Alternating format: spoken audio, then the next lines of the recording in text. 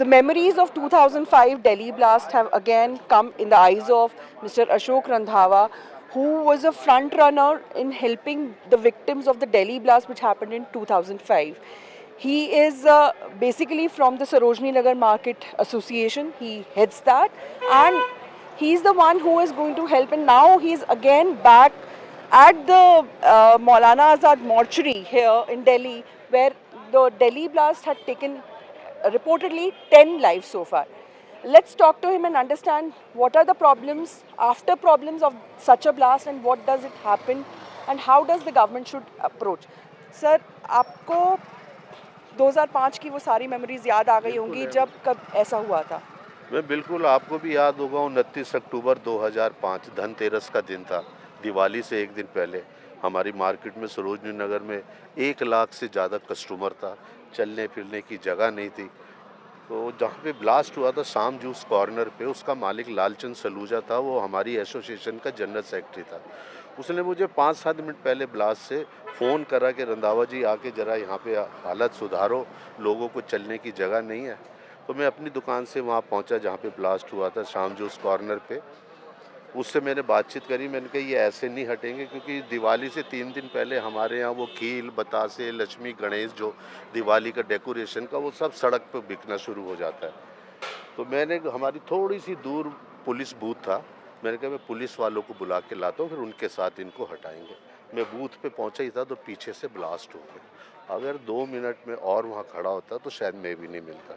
50 लोगों की वहाँ डेथ हुई थी। लालचंद के 2 पीसीज हो गए थे। उसका आधा हिस्सा तो हमने 2 दिन के बाद बाबू मार्केट की छत पे से उतारा था। उसके बाद फिर वहाँ पे चारों तरफ आग लग गई। वो टिक्की और आलू भी फ्राई होते थे, तो वो केरोसिन का स्टोव था, 12 लीटर का केरोसिन था। वो ब्लास्ट से वो भी फटा, चारों तरफ आग लगी। कोशिश करा कि लोगों को अंदर जो घायल हुए में निकालें, पर लोगों ने बोला कि नहीं, ये सीरियल ब्लास्ट है। तब तक पहाड़गंज का कंफर्म हो गया था कि वहाँ भी ब्लास्ट हो चुका है।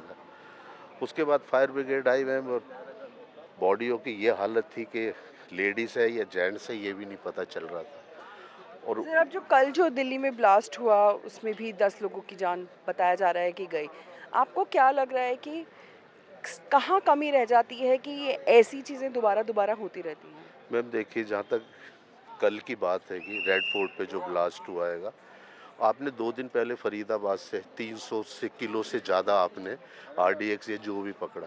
उससे 2-4 दिन पहले आपने यूपी से कहाँ-कहाँ से टेररिस्ट पकड़ रहे हैं। उससे पहले कुछ महीने पहले आपका पुलवामा या वो कहाँ पे, कश्मीर में, जी। वो वहाँ पे हुआ। तो ये कहीं न कहीं तो ये खबर थी, इनपुट थी। जो भी एजेंसियां हैं, जो ये इंटरनल देखभाल करती है, उनकी भी तो कहीं ना कहीं लापरवाही है। इस तरीके से ये सारी चीज़ें हो रही हैं, होना है। फिर दूसरी तरफ आप कहते हैं टेररिज्म ख़त्म, टेररिज्म ख़त्म। कहाँ से ख़त्म हो गया?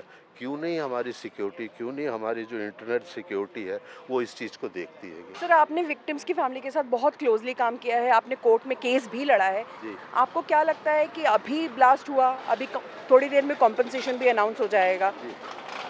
क्या ये सॉल्यूशन है?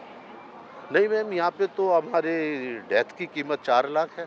ज़्यादा ज़्यादा जो कंपनसेशन अनाउंस होगा 10 लाख, उसके बाद कुछ नहीं। आई एम सॉरी, जब तक आप सक्रिय हैं, मेरा मीडिया से मतलब है, जब तक नेता लोग जो इंजर्ड हुए हुए हैंगे, पड़े हुए 25-23 लोग, उनका तब तक तो इलाज होगा। आप शांत हुए, मीडिया शांत हुआ, नेताओं ने आना शांत किया। उसके बाद वही फिर ओपीडी के चक्कर, वही लाइनों के धक्के, वही कुछ नहीं। उसके बाद कोई किसी को पूछने सर, वाला नहीं ऐसे होता। नहीं लगता आपको कि जो इसमें इंजर्ड होते हैं वो ज़्यादा प्रॉब्लम्स फेस करते हैं? जो डेथ हो जाती है उनको तो चलो फिर भी एक मुश्त वो हो अमाउंट गया मिल ठीक। जाता है, पर जो विक्टिम्स होते हैं ब्लास्ट के, वो सबसे ज़्यादा नहीं, प्रभावित उनको रहते हैं। 50,000 या 1 लाख रुपए मिलेगा। अभी जो 2011 में दिल्ली हाई कोर्ट में ब्लास्ट हुआ था मैम, उसका हम लोगों ने दिल्ली हाई कोर्ट में ही केस लड़ा था, तो वो 4 लाख से 10 लाख हो गया था। जी।